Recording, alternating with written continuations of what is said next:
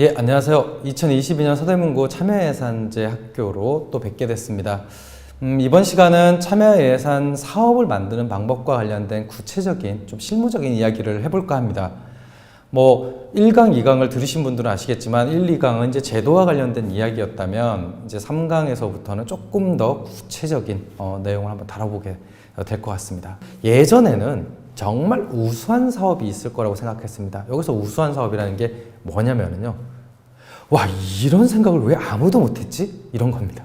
보통 이 참여예산제 초기에는 다 그런 사업이 있는 줄 생각을 했습니다. 그러니까 주민들에게 사업을 제안해보세요 라고 얘기를 하면 미처 우리가 생각하지 못했던 막 이렇게 참신하고 그 다음에 신선하고 막 이런 사업이 있을 거라고 생각을 했어요. 근데 사실 그건 말이 안 되죠. 왜냐하면 주민들이 사업을 제안하기 위해서 연구하거나 그런 것도 아니고요. 그리고 만약에 그런 사업이 있었으면 이미 행정에서 다 했을 겁니다. 그러니까 해외 사례를 살펴보고 이런 것들 다 했을 겁니다.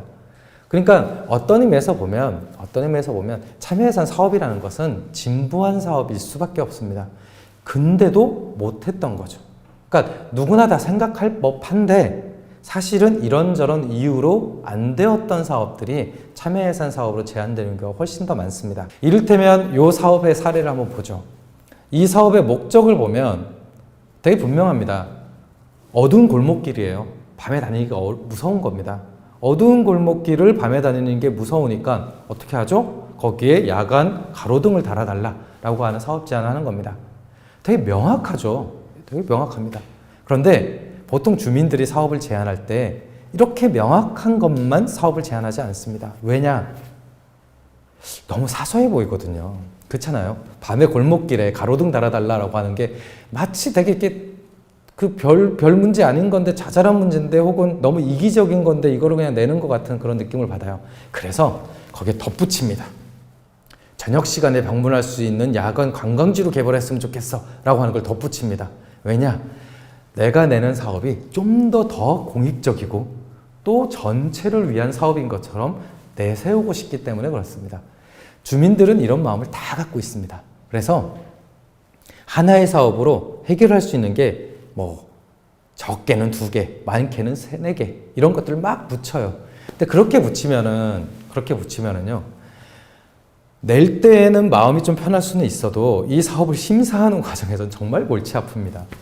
지금 아까 예시로 말씀드렸던 어두운 골목길을 밝히자라고 하는 사업은요, 그냥 단순하게 지역 안전 문제로 접근하면 제일 간단한 문제입니다.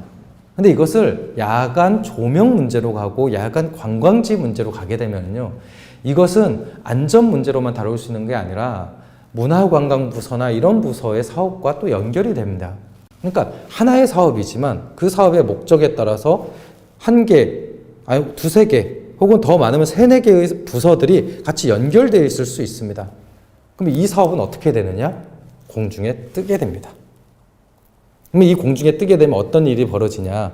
최초에 이 사업을 제안한 분들이 어떤 문제를 해결하고 싶은지에 대해서 모호해집니다. 그래서 참여예산 사업을 제안하실 때에는 너무 많은 목적을 넣지 마십시오. 그게 사업을 제안할 때 마음의 위안은 되셔도요, 그게 심사 과정에서는 별로 도움이 되지 않습니다. 오히려 해결하고 싶은 문제 자체에 집중하는 게 훨씬 더 좋습니다. 다시 강조드리지만 주민이 제안하는 사업에 경중은 없습니다. 그것을 제안하는 주민들한테는 다 소중한 사업입니다. 그러니 여러분들이 제안하는 사업 중에 어떤 것들은 사소하고 어떤 것들은 중요하고 이렇게 생각하지 마시고요. 여러분들이 해결하고 싶은 문제 자체에 집중을 해주시면 제일 좋다라고 하는 걸 꼭 강조드립니다. 그리고 만약에 내가 하고 싶은 사업이 되게 복합적인 사업이야 라고 생각을 하시면 그 복합적인 사업을 다 쪼개시면 더 좋습니다. 다 쪼개서 그것을 여러 부서에서 개별 사업으로 할 수 있도록 다 이렇게 분리해 주는 것이 훨씬 더 좋습니다. 그래서 목적을 단순화한다 라고 하는 거 기억하시면 좋겠고요. 그리고 내가 제안하는 사업이 매년 해야 되는 사업인지 아니면 1년 정도 해도 충분한 사업인지에 대한 판단이 필요합니다. 그래서 가급적이면 1년 내에 끝낼 수 있는 사업들로 그 사업의 제안 내용을 압축시켜 주시면 참여예산 사업으로 선정될 가능성이 매우 큽니다.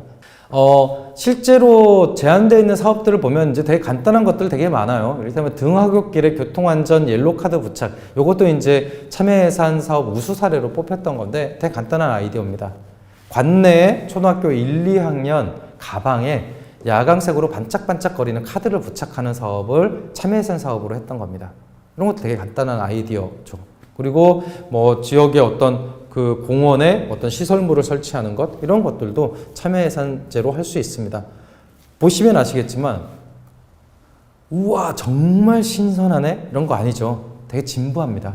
그러니까 참여예산 사업은요 진부합니다. 당연하죠. 가장 익숙한 사업을 내기 때문에 그렇습니다. 그런데 참여예산제에서 중요한 건 사업 자체의 신선함이 아니라요, 그 사업을 통해서 해결하는 문제입니다. 그러니까 이걸 통해서 구체적으로 문제가 해결되면 그건 좋은 사업이라고 할 수 있습니다. 대표적으로 이런 거죠. 아주 노후화되어 있는 주거지에 계단에 그 단차가 이렇게 다른 계단이 있을 수 있습니다. 요쪽 집에서 요 계단 만들고 요쪽 집에서 요 계단을 만들면 이렇게 단차가 다르거든요.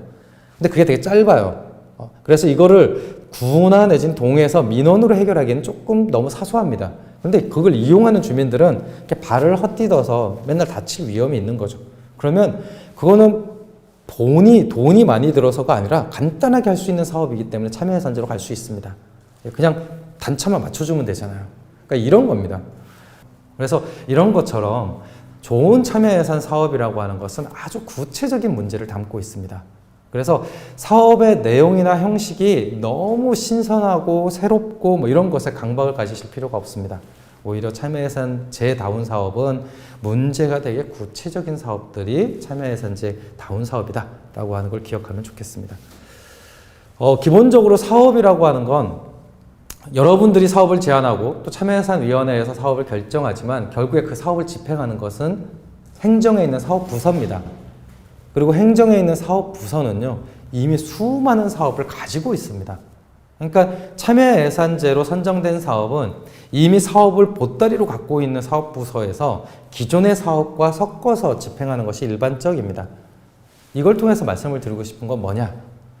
사업을 제안할 때 내가 내는 사업이 지금 서대문구의 여러 사업부서들 중에서 어떤 부서에서 하면 가장 적절할 건지 정도를 가늠하고 내시면 그 사업을 반영시키는데 훨씬 더 좋습니다. 한 단계 더 나아가면은요, 내가 사업을 제안하고자 하는 그 사업부서의 기존 사업 중에서 내가 내는 사업과 유사한 사업이 있는지를 살펴보시면 훨씬 더 사업을 구체화하는데 도움을 받을 수 있습니다. 그러니까 가급적이면 이미 부서에서 하고 있는 사업들을 참조해서 기존에 하고 있는 사업을 더 보완하거나 혹은 기존 사업과 다른 사업을 제안하면 훨씬 더 수용되기가 좋은 거죠. 근데 내가 내는 사업과 행정에서 이미 하고 있는 사업이 유사해요. 그러면 이제 이런 사업들은 사실은 적격 검토에서 탈락이 그러니까 부적격으로 판단이 될 가능성이 매우 높습니다.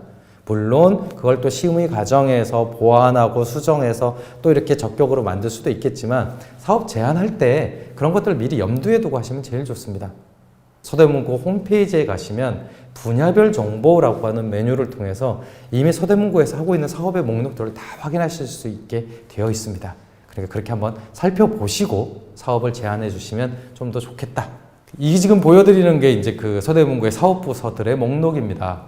대략 저렇게 있죠. 그러면 사업 제안을 할 때, 야, 내가 내는 사업이 어느 부서에서 하는 것이 적절할까 정도를 염두에 두면은요, 사업을 구체화하는 데 도움이 돼요. 제가 이것을 강조드리는 이유는 이 부서가 협력해서 하면 되지 안 된다고 강조드리기 위해서 그렇습니다. 그러니까 그거는 사업이 나빠서가 아니고요, 행정에서 사업을 하는 관행과 맞지 않아서 그렇습니다.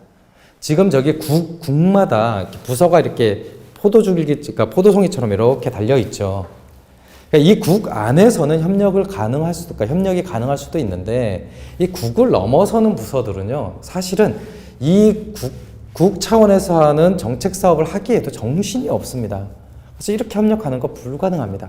만약에 2개 부서, 3개 부서가 같이 해야 되는 사업이라고 생각된다면 그거를 부서마다 쪼개서 차라리 3개의 사업으로 제안하는 게 훨씬 더 낫습니다.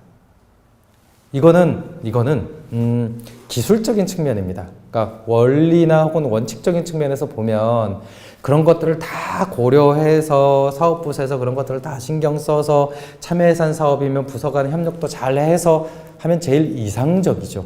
하지만 앞서 강조드린 대로 부서는 이미 자기네들이 해야 되는 사업의 목록을 이만큼 갖고 있습니다.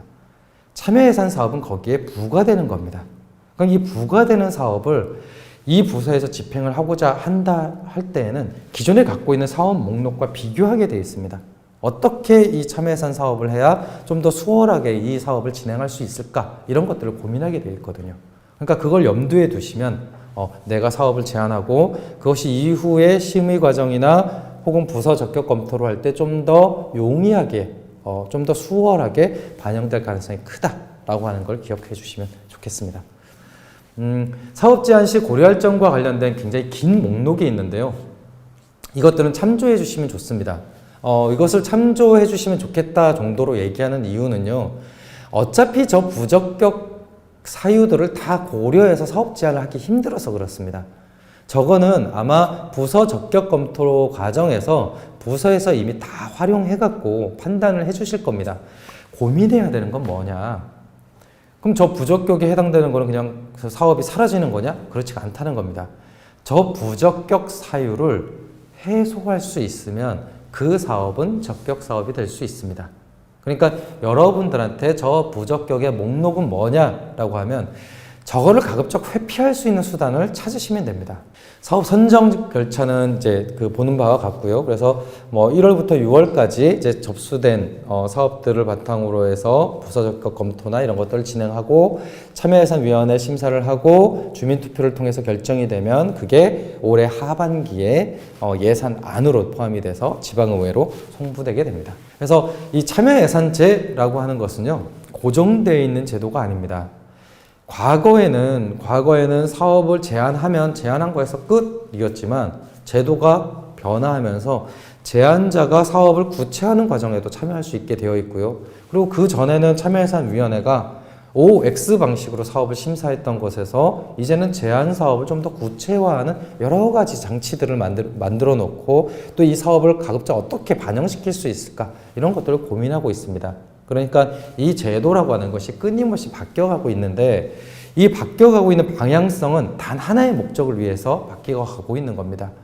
어떻게 하면 주민들이 낸 사업을 더 많이 반영할 수 있을까라고 하는 이 목적을 향해서 이 제도들이 바뀌어가고 있습니다. 그러니까 사업을 제안하시는 여러분들 입장에서도 두려워하지 말고요. 그리고 올해 선정이 안 됐다고 해서 낙담하거나 그러지 마시고 꾸준히 지역의 문제는 뭐고 또 우리 동료 이웃들의 문제가 무엇인지를 관찰하고 지속적으로 사업을 제안해 주시면 좋겠습니다. 여러분들이 어느 정도로 참여하느냐에 따라서 이 제도는 또 진화할 겁니다. 그래서 여러분들의 참여에 이 제도의 미래가 달려 있다라고 하는 거 꼭 기억해 주시고요. 좋은 사업들, 아니 그 이전에 좋은 문제들을 많이 발굴해 주셨으면 좋겠습니다. 감사합니다.